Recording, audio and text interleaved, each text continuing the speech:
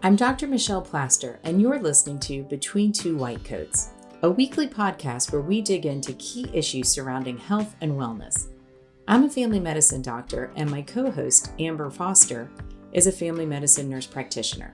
In our combined 30 years in medicine, we've seen a lot. We are taking some of our biggest questions, obstacles, and patient-centered advice and wrapping it into a 20-minute weekly podcast. We will tackle various topics. Some weeks, we will interview colleagues, patients, friends, and even some of our own family. Other weeks, Dr. Plaster and I will dialogue between ourselves. At the end of each podcast, we will end with our favorite, Tell Me Something Good. Our hope is that you consider us your new medical friends. Our goal is that you find this encouraging and inspiring to take control of your health.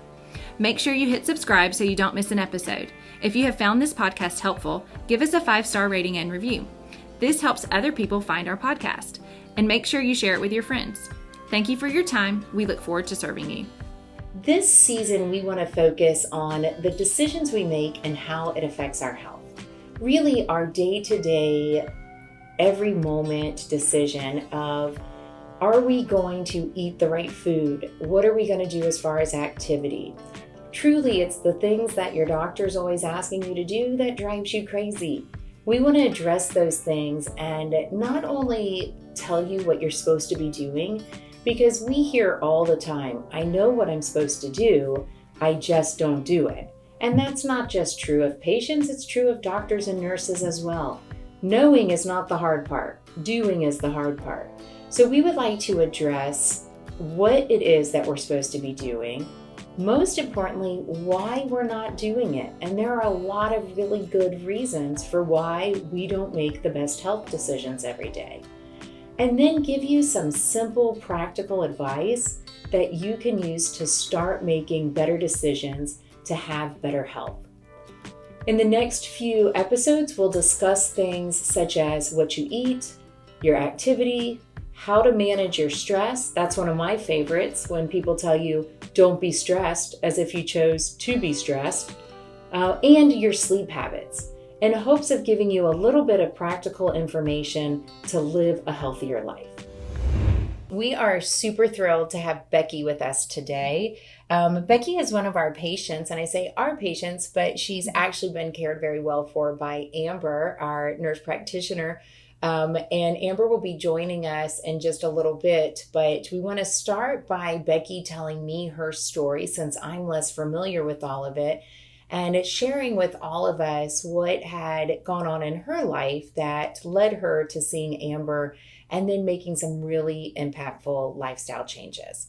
Welcome, Becky. Thank you for coming. Thank you. So tell us what led for the years prior, and then we'll get into after that what you and Amber have done together. Okay. Well, first of all, I started out probably getting interested in health and nutrition early on. I was homeschooled before it was cool to be homeschooled. My mom really put a hard, just a love for health and nutrition, like reading the label, staying on the outside of the grocery, at Kroger, but really developing a knowledge of, okay, this is a processed food, this is a carb, this is a protein. And even at a young age, right, you were thinking like that. That's I feel great. like that really helped me early on, because I was a chunky kid. It was easy for me to gain and really hard to lose. So I remember working out with Billy Blanks with Tybo, when I was probably 15 or 16. But just, I developed at an early age, just a knowledge of health and nutrition and working out. And it worked for me. I loved it. And of course, puberty hits and, other things. Gaining weight was a lot of fun. But, I really got interested when I started going to the gym. I think I was probably 23 or so. And really, really got into group fitness, really enjoyed that, and started losing weight again. I was feeling good about myself, and really got into physical therapy and went to school to be a PTA. So I enjoyed that. I met my husband while I was down here at school. We've had 2 kids since, and I was pretty much a normal weight until pregnancy. With my first child, I gained 60 pounds, which is not normal. Developed preeclampsia, which put me on bed rest. Fun pregnancy, just that first one, just everything's just a blessing. It's just a blessing. Right. It's all going wrong, but it'll be fine. Right. It's going to be fine. But, after I had Wesley, I lost weight pretty quickly, but then I had a 9-month-old and found myself pregnant again with my little girl. And how much of the 60 pounds that you gained during pregnancy had you been able to take off before getting pregnant again? I probably maybe 15 pounds I had left to lose when I got pregnant with Kaylee Grace. And when I got pregnant with Kaylee Grace, the weight just never came off. As I was nursing, I feel like the weight just kept coming on and on and on, and I couldn't get it off. And, you're sleep deprived as a new mom. I've got a toddler that doesn't sleep. Now I've got a newborn that doesn't sleep. And she likes to nurse on demand a lot. Mm-hmm. I just remember those times of just pulling my hair out because I'm just so frustrated. And, you'd go to the cabinet in the middle of the night because you're starving and you're eating and you don't even realize you're eating, mm-hmm. in the middle of the night, just, stress eating. So I found myself gaining more weight. So, something clicked and I had a mindset change. So I reverted back to what I did before and it wasn't working. And I thought, okay, I'll just try harder. I'll work out harder. I'll get a double stroller. Got a double stroller. We went in the neighborhood. I think I walked 4 miles every single day. Both kids probably crying the entire time, but I'm jamming to my music and trying to get some exercise, trying to get the weight off, but it wasn't coming off. And had you made real significant dietary changes, or in the past had exercise really been your key and you jumped right back to a primary focus of exercise? I think it was a combination of both. I do know since I was nursing, I didn't need to cut all of my carbs. I needed to have a healthy balance to maintain her weight. So, I think I went to, trying out a new diet and seeing if it would work. And, all diets work until they don't. Uh-huh. And then it just, that initial, I'm losing weight, this is great. And then you just pile it back on again. So you try harder again and it's just not working. So I did go to a medical professional, just didn't get the answers I needed. Just, wait it out, you're nursing, just give your body time. Okay. So a couple of years pass and I go to another healthcare professional and, it's kind of the same thing. Like, well, just give yourself time. You just need a little more time. Like, it's been 4 years. I'm ready to make a change. Right. What is going on? Because, it's embarrassing to be overweight, especially in my profession. I don't want to be, you need to exercise. You need to lose weight. Well, your job is to help people right? exercise. Yeah. So, it was embarrassing a lot for me. So I knew I wanted to make a change. My husband wanted me to make a change. And I think he's the one that I'm pretty sure he is the one that made the appointment with Amber. I started seeing Amber, I think it was August of last year. And I believe she opened the door. I'm sure she read my chart. But she looked at me and in one glance, she's like, "You're insulin resistant." And I'm like, "I love you." Like, this is life-changing. What is an answer? What do you do about this? And I told her my story and she's like, "You're doing all the right things. You're working out. You're eating right. But this is the missing component." And I was a bit prideful. I didn't want to take medicine. I thought I knew how to do this. I'm pretty smart. I can read the internet. I can Google things. I can get a new cookbook. But something was just missing. And I had to bite the bullet. I had to trust Amber. She told me to trust her. I did completely. And I know from August, I was trying to think, probably within 3 to 4 months, I'd lost 40 pounds. And felt better about myself. There was no more downward spiral of I'm doing all this good stuff. I'm doing what I'm supposed to do. I'm working out. But now that I had the medication I needed to fix my body, because pregnancy is crazy. Pregnancy messes up everything. It's wonderful and it's, it's crazy at the same time. But that was the missing component for me, was biting the bullet, going to see a healthcare professional, getting the help I needed. And in that way, I feel like got me back on track. Now I have more energy. I can play with my kids more. We have a basement, so we've turned our basement into a gym. The kids like to work out with us. The kids have a little fort down there. And now they're learning nutrition. Now they're learning working out is important. My son plays baseball and he's like, "Mom, I want to throw strong. I want to be a better batter." Well, let me show you a few things, buddy. And how do you get stronger? And he does. Like, he's incredibly strong now. And Kaylee Grace is the same way. She's a ballerina. And she's like, "I want to be able to have better balance." I'm like, "Let me show you." So having them be a part of something that's important to us, it's really fun to see. So I'm hearing a few things that I think are really instrumental. One, what works for us at certain points in our life does not work for us at every point of our life. And that can be so frustrating because I knew when I joined, I know you're a CrossFit person who, and I say that not to promote CrossFit, who do a great job, but CrossFit people are often hardcore. They love and they are religious about getting in their exercise.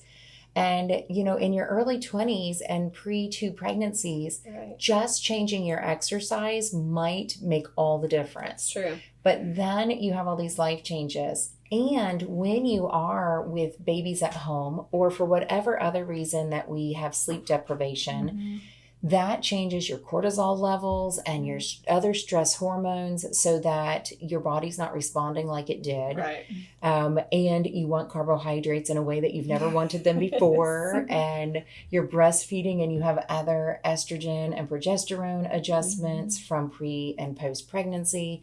So your body doesn't cooperate like it once did. True. And sometimes it's something as obvious as pregnancy, but sometimes it's something as subtle as some sleep deprivation.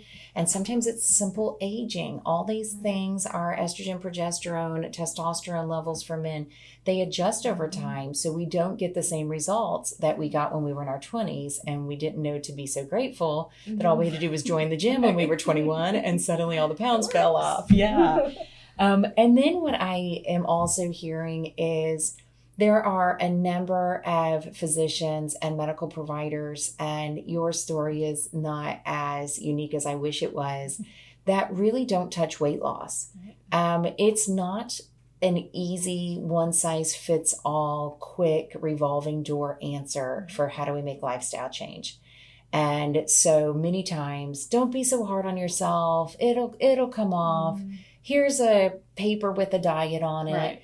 Right. But that isn't necessarily the answer. Right. They didn't listen. Yes. And so that, and there may be the very first stop that is the answer. It may take more than one stop, but it's great that you didn't give up because you knew your husband's a nurse practitioner. Right. So your family was very aware of how important it is to be healthy and make healthy decisions and to not carry around extra fat tissue that pre-diabetic, heart disease, all these other things that increase the risk. And then that there was another reason besides the fact that we just weren't eating right for why you weren't losing weight. And I think the emphasis on that is huge because we used to, many years ago, be of the eat less, exercise more, lose weight, live a happy life. Right. And then we got to a point where we realized a lot of people are doing that. And if you went to see your doctor, they would just not believe you. Right. But I am eating less and I am exercising more and I'm not getting any results. And now in medicine, we have come to realize there are a number of things that create obesity. And we're really starting to classify obesity more of an endocrine disorder. Is it an insulin resistance like it was for you? Is there cortisol or other hormones, estrogen, progesterone, and testosterone levels that have changed with puberty or menopause that have now affected your weight? But there is, and fat cells are like little endocrine organs. They make their own hormones. And so once you gain 15 pounds, your whole body composition is different. Now gain 60 or 80. Right. How much did you gain after your second child? Yeah, I hung on to that 15 pounds. I think I gained about 40, 45 with so her. We're 60 pounds heavier, worked your tail off after the first baby to get a good portion of that off, then 60 pounds heavier again. And your body has completely different hormones when you are 60 pounds heavier. All those fat cells that you've added are making their own hormones. So it's a completely different internal composition. If we were to look at a lot of different hormone levels, they're way off. And so at some point in there, you had developed insulin resistance. And to explain to everyone what that really means, your pancreas makes insulin anytime that you eat sugar, and that insulin opens the cells to move the sugar into the cells. If you are insulin resistant, you make the insulin, but it doesn't work. It goes to the cells, it doesn't really open the cells, and the sugar doesn't get inside the cells to work. Sugar is our energy source. So if we can't get the sugar where it needs to go, you start to develop high sugars in your bloodstream, which ends up becoming diabetes. And you're lethargic and your cells aren't working right. And you're having a lot of other issues where you just don't feel great because you don't have enough energy source. And then your body says, we need sugar. These cells aren't getting sugar, so feed us some sugar. And your body is wonderful at craving carbs to get that sugar. So then you get into this carb craving where you just can't get enough carbs. Right. And then you're beating yourself up because it's really all about willpower. And we all lose weight by our willpower.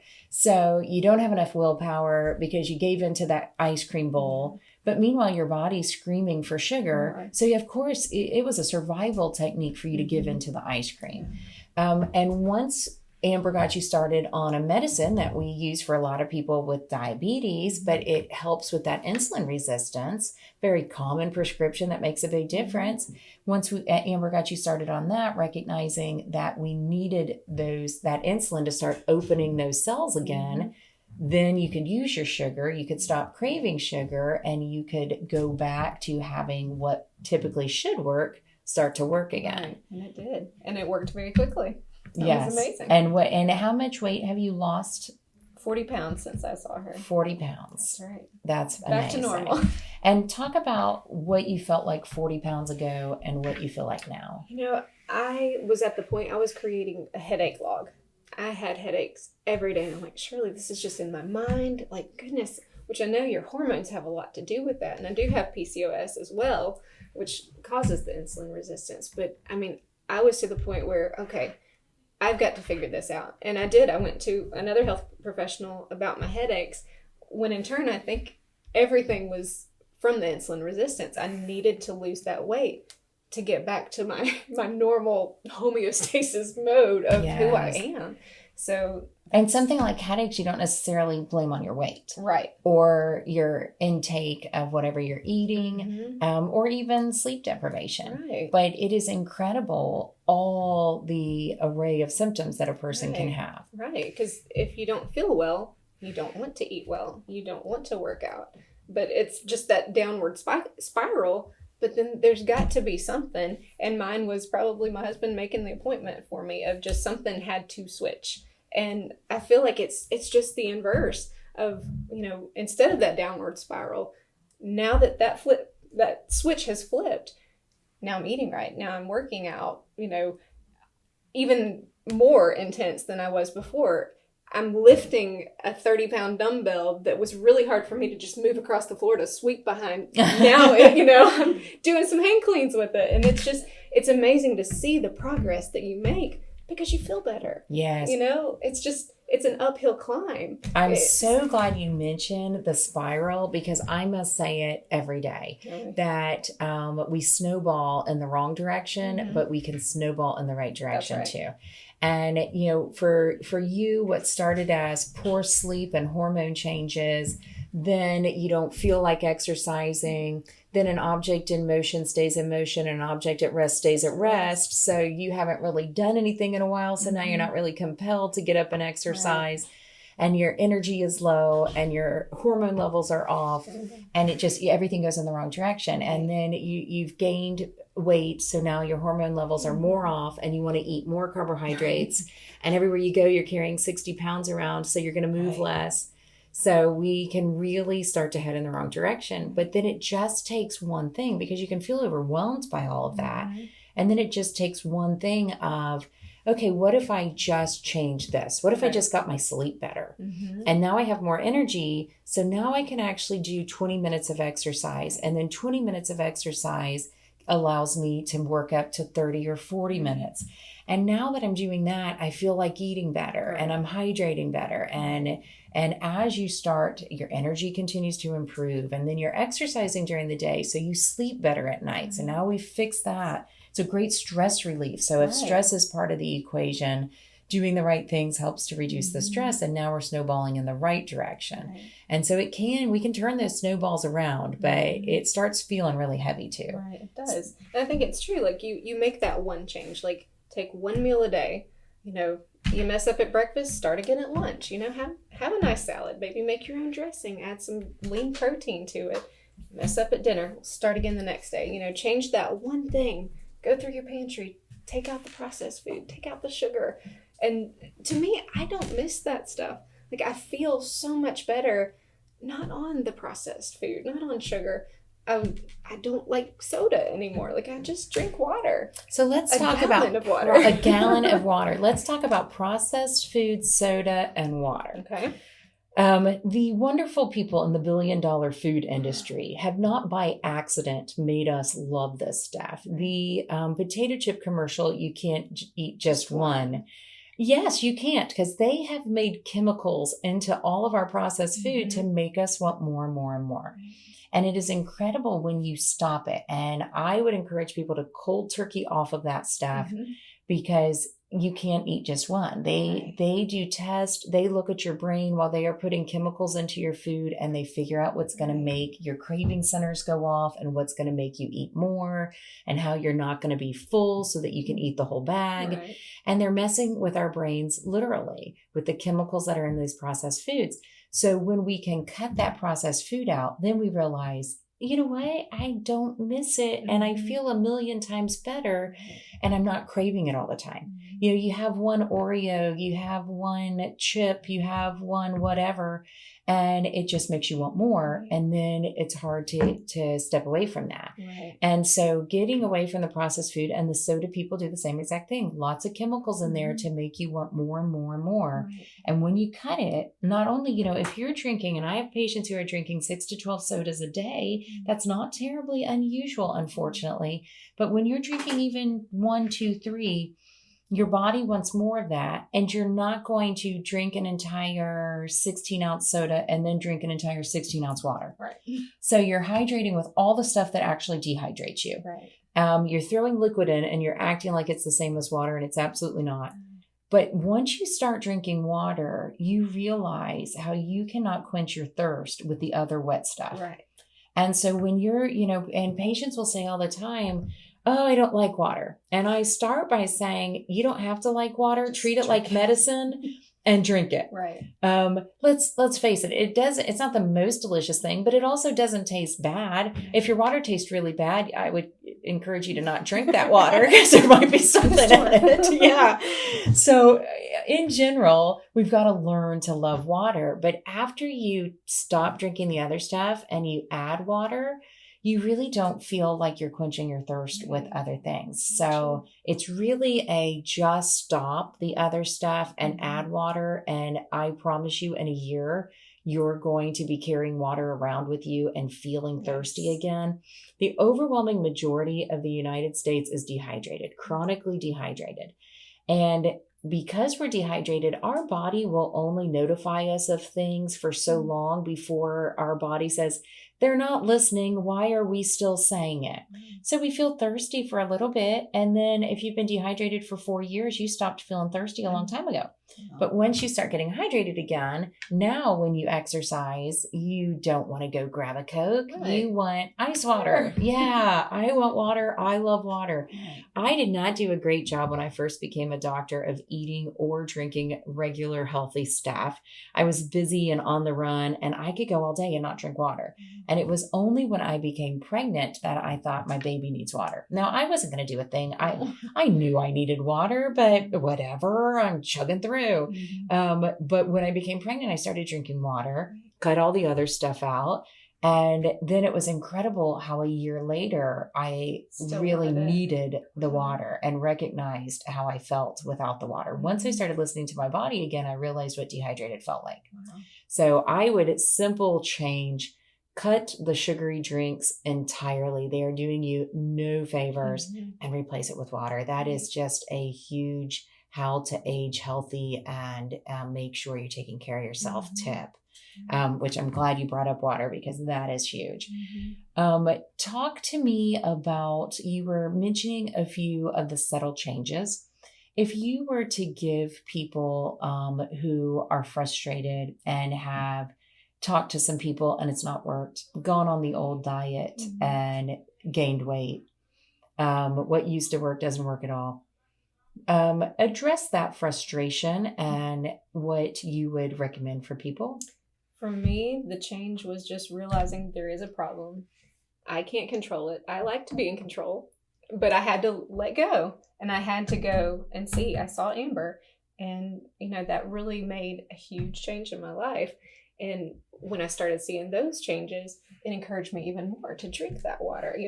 Michael and I have a competition now. We both got the gallon jugs. We're going to see who's going to drink it first. And I think accountability, you said when you were pregnant, you could do it.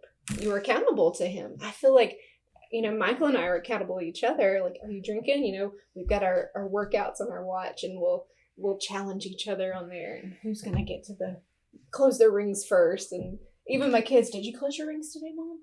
I feel like the accountability. And then even right before I saw Amber, a friend of mine invited me to it was an online workout group, just keeping each other accountable. And I think accountability is huge.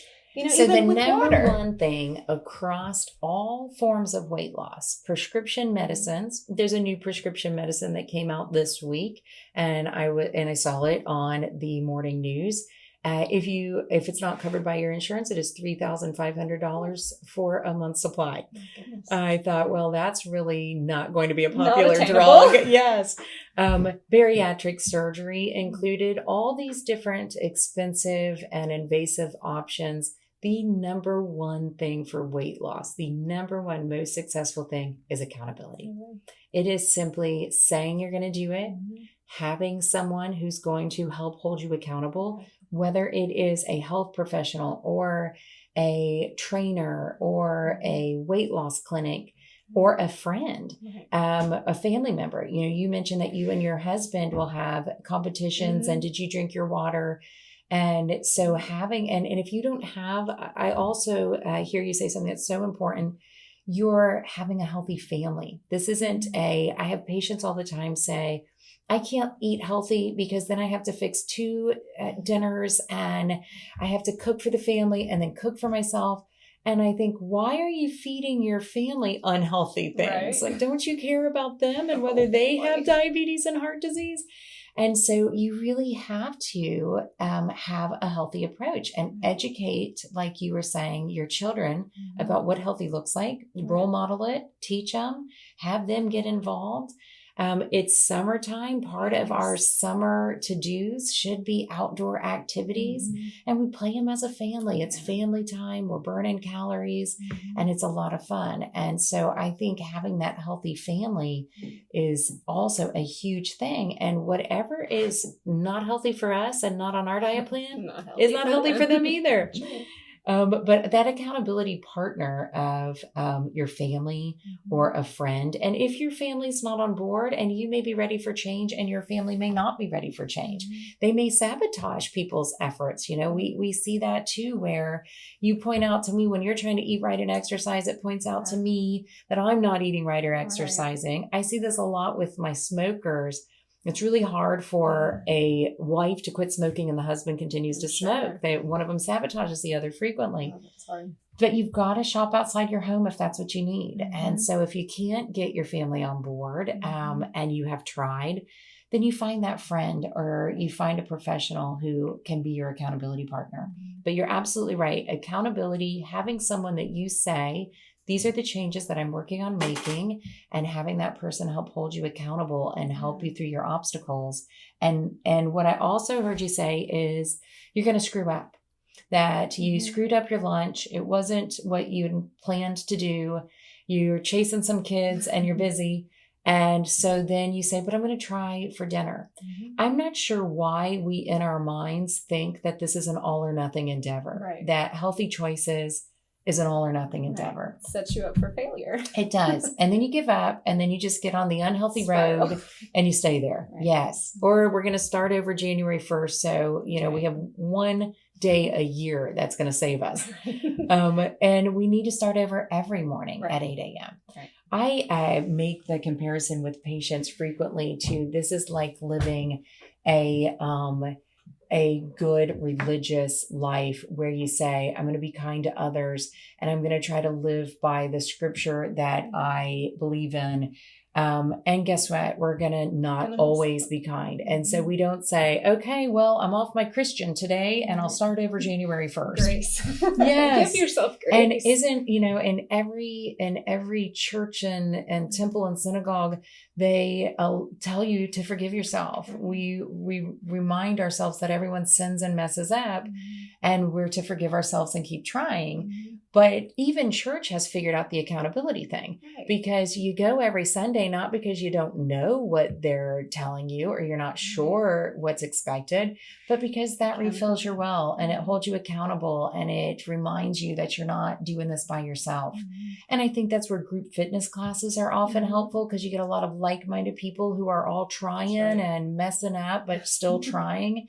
And we can move forward with each other and we can help kind of carry each other to make those healthy lifestyle changes. All right, Becky. So we're going to recap. I was just asking you when you came in. And so it was August of 2020. So right in the midst of the crazy pandemic. You sat in front of me and I could cry talking about it. You were crying because she was so upset because she could not lose the weight. And when you told me your story, I knew it was something more. And so there's something to be said for sitting down and talking with someone and say, okay, these are all the right things I'm doing. What am I missing? Because it was like a piece of a puzzle to me. So that particular day, we did some blood work and you had very high cholesterol levels, which was very shocking for me as a provider because you were doing the right things. And then to come to find out that you actually were insulin resistant. And I honestly think that you might have been a little hesitant to that because I told you wanted to start you on metformin and you were like, whoa, wait a minute. What are you doing? I didn't want to do medicine. But we talked about it and you felt comfortable. And we actually even, I believe, went through Portal back and forth a little bit about the metformin, had to figure out what would work best for you. And then, so here we sit, of course, I'm horrible with math, 10 months later, and you've lost 40 pounds and you feel better and you're off the medicine now. I told you would come off of it. And your cholesterol is so much better. Yes. I was looking at labs before I came in here and your cholesterol now is essentially normal. Are you still taking fish oil? I don't remember. Yes. Okay, so I had you still doing that. So I'm so proud of you. You're definitely a success story. And so great job. Keep up the good work. Thank you. I could point all the fingers back to you. I can do my part, but I can't prescribe medicine for me. And I can't figure out what that missing piece was. And I had to swallow my pride and I had to come to that appointment and realize there was a problem. I couldn't fix it. I couldn't try harder. I couldn't do more. There was a medical component to it.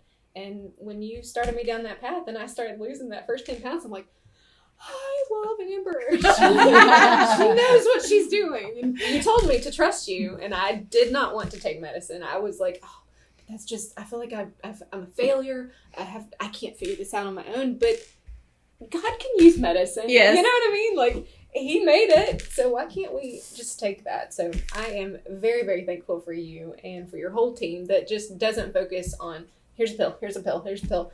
You asked me, what are you eating? Tell me what you eat. And you looked at me and you're like, you're insulin resistant. I can tell. Look at how you carry your weight. It's just, it was very obvious to you, but it wasn't obvious to me.